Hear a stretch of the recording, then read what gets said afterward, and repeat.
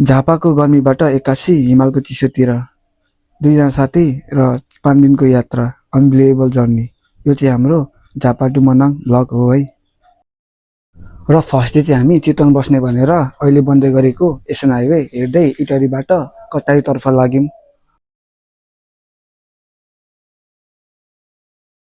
Right now हामी छौँ अहिले कटारी बजारमा। देख्न सक्नुहुन्छ यो चाहिँ कटारीको पुल। हाम्रो डेस्टिनेसन भनेको चाहिँ मनाङ। आज हाम्रो बसाइ भनेको चितवन हुन्छ। कस्तो गल्यो यार। Good morning guys. So हामी छौँ भरतपुर चितवनमा। हाम्रो डेस्टिनेसन भनेको चाहिँ ठ्याक्कै मनाङ हो। त्यही भएर हामी बिहान उठेर आइसकेको छौँ मनाङ। आइछौँ हामी चितवन भरतपुरमा। अब देख्नुहुन्छ बाटो। त्यस हामी चाहिँ 2 जना बाइकमा आएको झापादेखि। यो चाहिँ अब चितवनमा बस्यो भरतपुरमा। त्यसपछि अब हिँडेर बिहान लागेको छु मनाङ। अब खतरा खतरा यो मुङ्गलिन हो।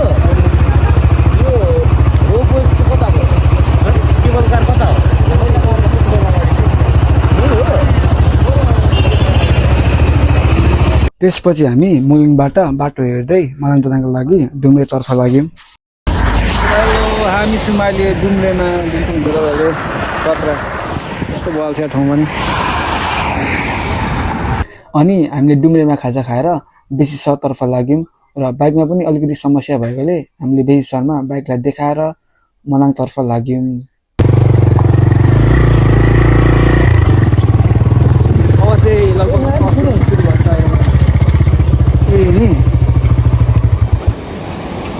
सुरु रहेछ अगाडि। अब चाहिँ अफरोड लगभग अब चाहिँ अफरोड सुरु भयो जस्तो छ।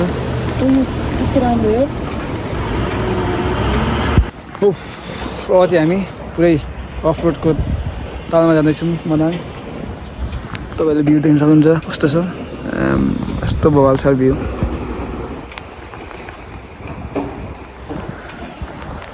पिच बाटो पनि सक्यो। अब चाहिँ अफरोडै अफरोड। होइन हामी चाहिँ अहिले मोटरसाइकल निचान्थेन। अब पछाडि भन्न पनि हुन्छ कस्तो बवाल छ।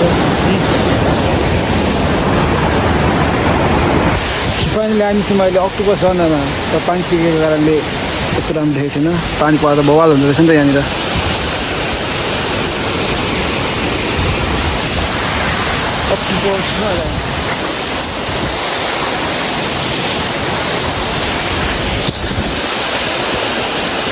हामीलाई डे 2 चाहिँ रियल एडभेन्चर नै थियो। चितवनदेखि मुलिनको त्यो पिच टु पिच बाटो र लामजुङको बेसी सरदेखि अफरोड। बाफरे, तपाईँहरूले देख्न सक्नुहुन्छ भिडियोमा। अफरोड भए तापनि बाटोमा देखिने झरना, सुरुङको बाटो र हिमालहरू हेर्दै जाँदाखेरि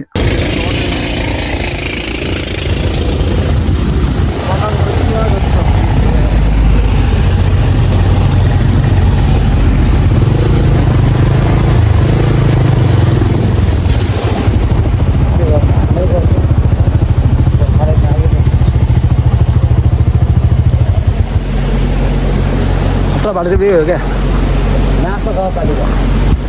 यहाँ चाहिँ पुरै इन्फर्मेसनहरू रहेछ, देख्न सक्नुहुन्छ। मनाङको खतरा बाटो जाँदैछौँ अब हामी। ठ्याक्कै हामी छौँ अहिले गेटमा, देख्न सक्नुहुन्छ।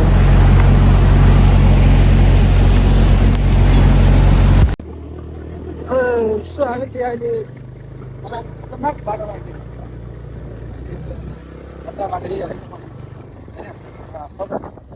हामी चाहिँ अहिले ठ्याक्कै मनाङ जिल्ला प्रवेश गऱ्यौँ। मनाङ जिल्ला प्रवेश गर्ने बित्तिकै यस्तो बाटो आयो। अफरोडहरू आइसक्यो पाकेर। तर यो चाहिँ अहिलेसम्मको सबैभन्दा डरमर्दो है।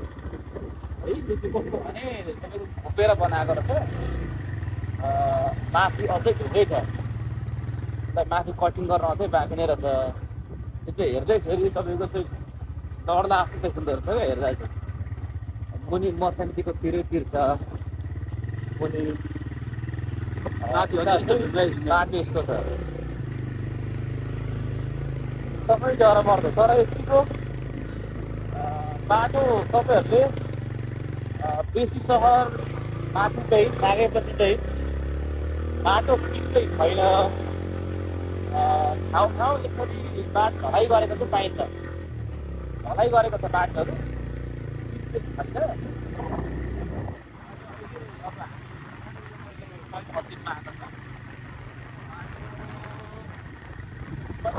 के छ भनौँ न अब पछि बर्खामा यो सब्जी आउन सकिन्छ राम्रो बनाएको ट्रिप प्लानिङ गर्दै हुनुहुन्छ भने बेस्ट होला तर अब पानी नहुने पानी सुकिसकेको रहेछ झर्नाहरूको लागि चाहिँ कति भिड हुन्छ अनि बेसी सहरभन्दा माथिको बाटोहरू चाहिँ खतरा छ है। अफरोड मात्रै होइन, ठुला ठुला ढुङ्गाहरू, झर्नाहरू रोडमै झर्ने र साँघुरो भिरको बाटो। ज्यान हतलीमा राखेर हामी उकालो लाग्यौँ। तर जब हामीले बाटोमा नजिक भएको हिमालहरू देख्दा र मनाङको गेट देख्यो, त्यो ठ्याक्कै 0 भयो।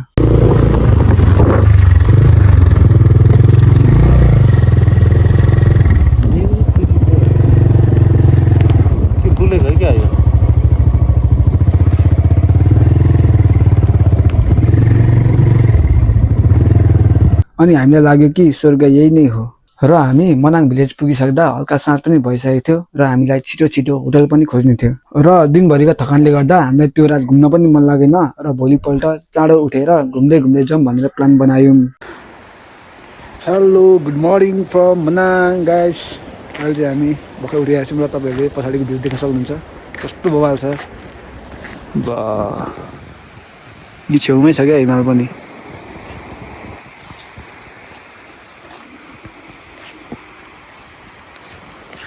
जस मनाङ आएपछि लाइफ टाइम एक्सपिरियन्स चाहिँ हुँदो रहेछ भनौँ न। सो हामी बसेको होटल चाहिँ यही हो, होटल ड्रिम होम बाखा मनाङको। जस अब हामी जाँदैछौँ यहाँदेखि ठ्याक्कै ब्लू लेक ग्रिन लेक हुँदै पोखरा। कस्तो बवाल छ, यो त कति नजिकै छ क्या।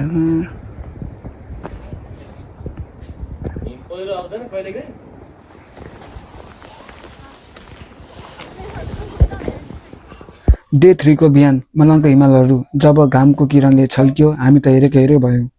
त्यसपछि हामी मनाङको प्रसिद्ध लेक ब्लू लेक ग्रिन लेक हेर्ने भन्दै फर्कियौँ।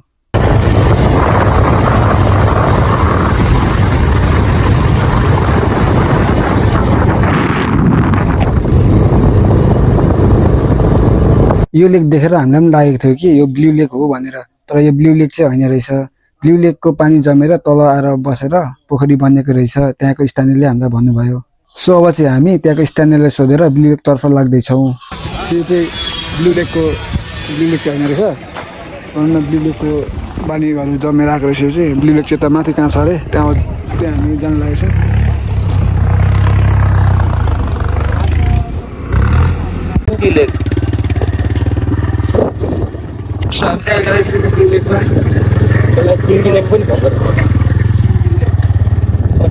बबाले छ फेरि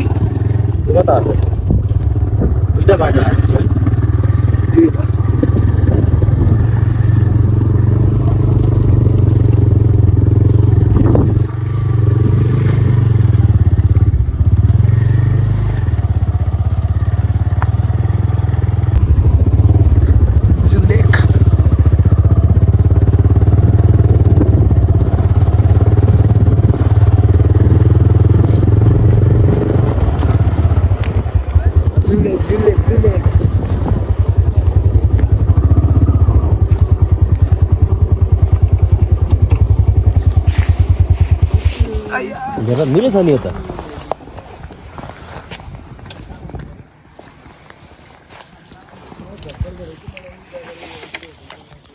अब ब्लू लेक पुगिसकेपछि अब यतिको भिडियो फोटो चाहिँ खिच्नुपर्ने हुन्छ है।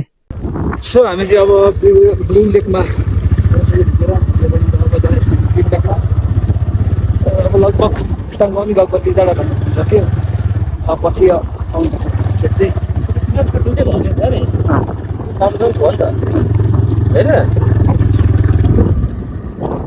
बाटो यस्तो हेर्नु अब फोटो भिडियो पनि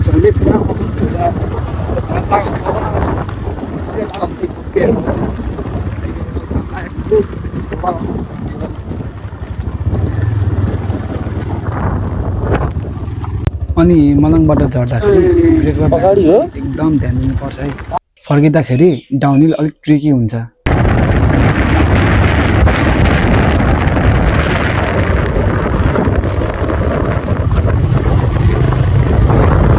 जब हिमालदेखि पहाडको पिच रोडमा पुगिन्छ अहिले चाहिँ बाँच्यो जस्तो फिलिङ आउँछ।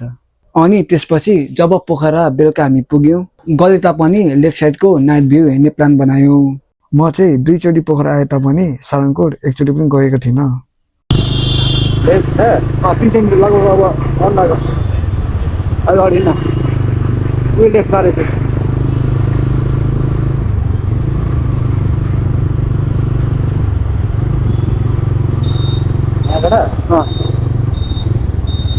सारङकोट हिँडेन त बाटो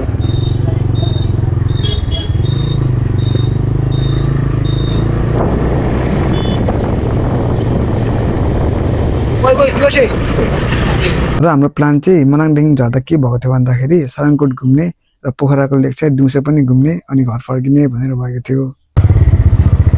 पार्किङ रहेछ नि त अगाडि हेर्न।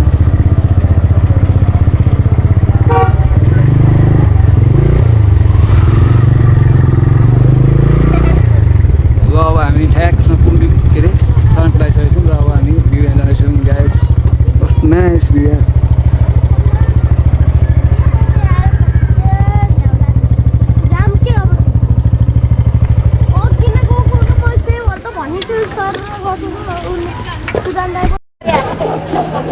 यहाँबाट जाने रहेछ नि त सारङकोट ठ्याक्कै बोर्ड पनि रहेछ यहाँनिर।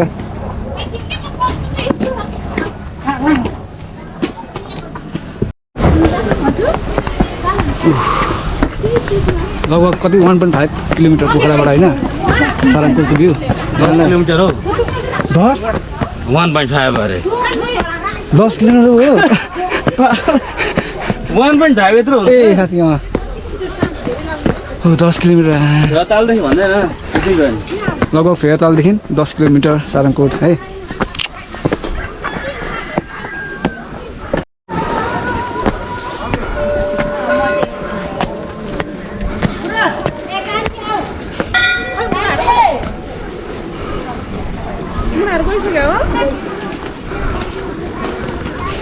उता फेरि सुरुक्क हिँड्ने हो नि।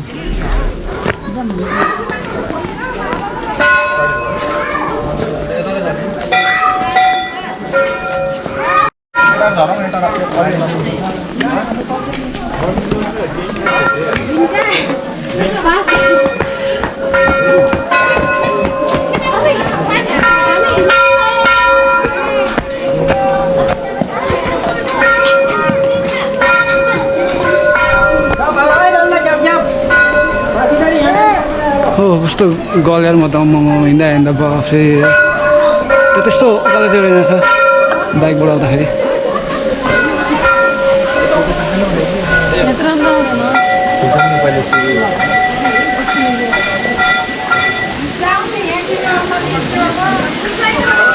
मुक्तिनाथ जस्तो रहेछ यहाँनिर धारा। मुक्तिनाथ जस्तो रहेछ धारा यहाँनिर। मुक्तिनाथ जस्तो रहेछ धारा।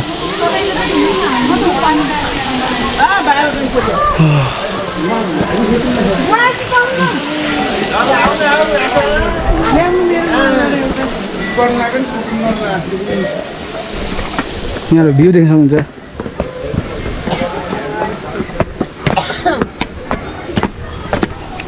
जान लाग्यो के बन्दी त आउनु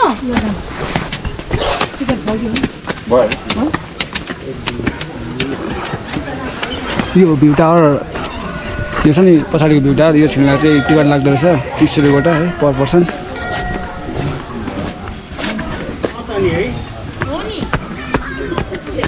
हेलो भाइ। हेलो दुईटा टिकट भयो काटेको त। काटेको भाइ।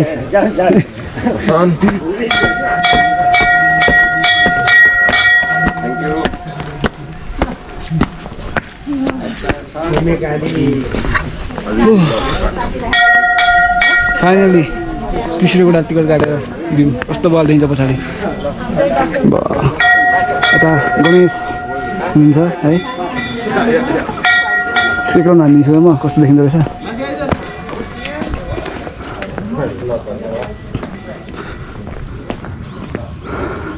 वाह पोखराको भ्यू बवाल देखिँदो रहेछ के टाढो है यो चाहिँ पछाडि चाहिँ पोखराको view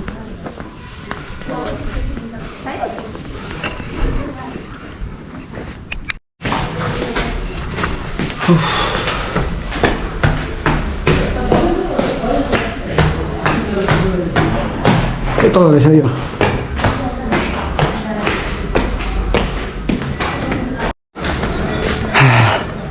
This is the view, guys.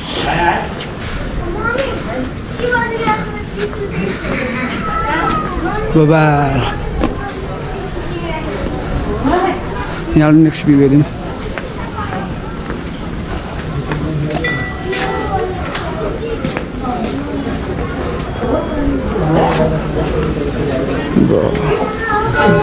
यो तलको भ्यू हामी माथि माथि के टावरमा आइसकेको छु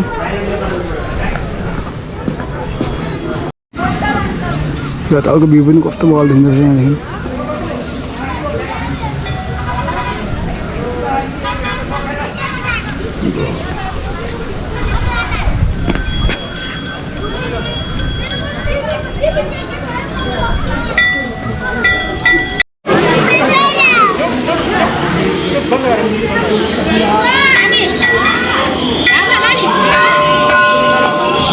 र सारङकोटको टावर र मन्दिरहरूको दर्शन गरेर हामी लाग्यौँ फेवातालतिर यो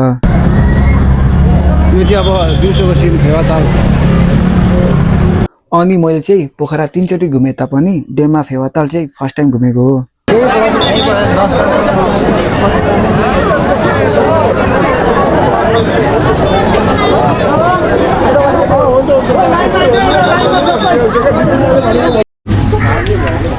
यसको नाम के अरे भाइ यसको नाम के हो भाइ यसको नाम चाहिँ के हो सर्फिङ सो हामी चाहिँ अब पोखरामा फर्स्ट टाइम सर्फिङ गर्न लागेको छौँ टिकट कति रुपियाँ दिनुहोस् है भनिदिएर 300 रुपियाँ मात्र 300 होइन कति घन्टा खेल्नु पाइन्छ मिनिमम 1 घन्टाको लागि हो 1 घन्टा लागेको 10 मिनटदेखि 1 घन्टासम्म सेम प्राइस पुरा घन्टा नागेपछि पैसा पनि बढ्छ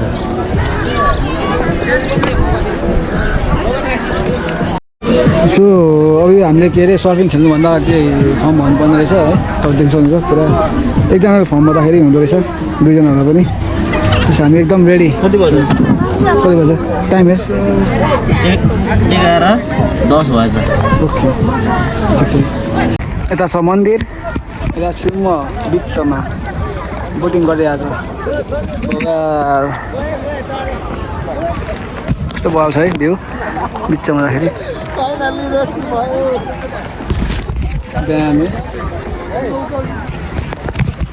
यस्तै एडभेन्चर कन्सर्ट भिडियो हेर्नलाई च्यानललाई सब्स्क्राइब गर्नुहोला यो ट्रिप कस्तो लाग्यो कमेन्टमा भन्नुहोला see you in the next video piece